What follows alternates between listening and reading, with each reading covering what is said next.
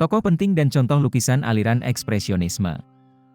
Beberapa seniman yang menjadi tokoh penting dalam aliran ekspresionisme meliputi Edvard Munch dengan lukisan Tas Cream, Ernst Ludwig Kirchner, dan Affandi yang berasal dari Indonesia.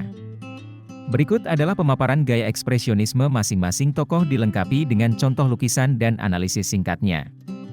Edvard Munch. Edvard Munch adalah seorang seniman yang dikenal selalu mengangkat isu-isu kematian yang berhubungan dengan penyakit kronis, pembebasan stigma seksual, dan aspirasi religius.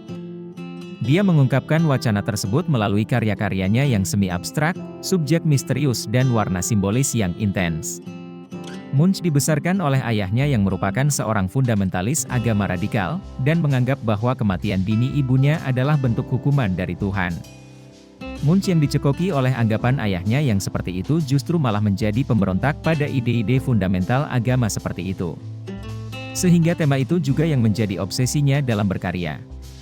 Lukisan ekspresionis Tas Cream dan analisisnya. Tas Cream adalah potret dirinya sendiri yang sedang berjalan bersama kedua temannya di trotoar yang menghadap ke kota Oslo. Munch baru saja pulang atau sedang dalam perjalanan menuju rumah sakit jiwa, di mana kakak perempuannya Laura Catherine sedang dirawat.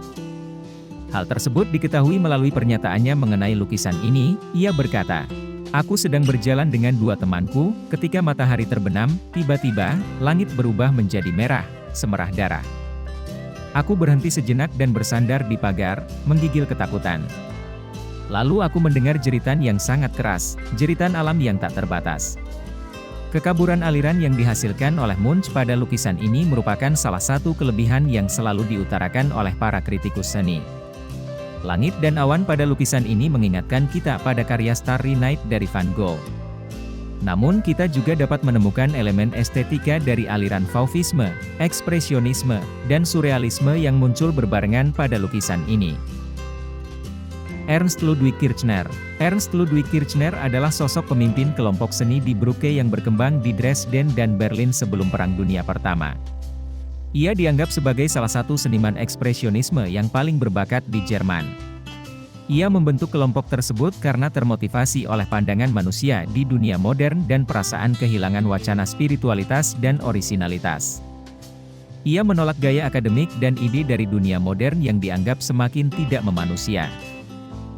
Saat Perang Dunia ke-1 sedang berlangsung, Kirchner mengasingkan diri di Davos, Swiss. Di sana ia menghasilkan banyak karya lukis, namun karyanya tidak berhasil menarik perhatian dunia seni mainstream Jerman. Ketika Nazi menguasai Jerman di awal tahun 1930-an, dia juga menjadi korban kampanye Nazi yang ingin memusnahkan kemerosotan seni. Depresi dan tertekan, ia akhirnya memutuskan untuk bunuh diri. Lukisan ekspresionis Marcella, analisisnya. Model pada lukisan ini adalah seorang gadis bernama Marcella, putri dari seorang janda yang bekerja di sirkus yang Kirchner kunjungi. Marcella adalah penggambaran yang provokatif terhadap seorang gadis muda yang bahkan belum melewati masa pubernya. Warna-warna kontras yang tidak wajar pada wajahnya, dan bahasa tubuh posenya yang menirukan pose dewasa menyimbolkan kedewasaan yang dipalsukan. Ernst mungkin prihatin dengan keadaan anak-anak yang kehilangan masa kanak-kanaknya karena imbas dari kehidupan modern. Lukisan itu adalah contoh teknik sketsa cepat yang digunakan oleh anggota di Brücke. Teknik tersebut dinyatakan oleh mereka dapat menangkap ekspresi dan jiwa sebenarnya dari subjek.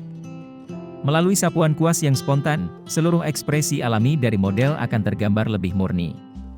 Lukisan ini juga menunjukkan pengaruh Edvard Munch pada karya Kirchner, karena komposisi lukisan ini tampaknya didasarkan dari apresiasinya terhadap karya Puberty, 1892, oleh Munch. Itulah penjelasan singkat mengenai tokoh penting dan contoh lukisan aliran ekspresionisme. Terima kasih telah menyaksikan video ini, yang sekejap semoga bermanfaat. Jangan lupa berbuat baik.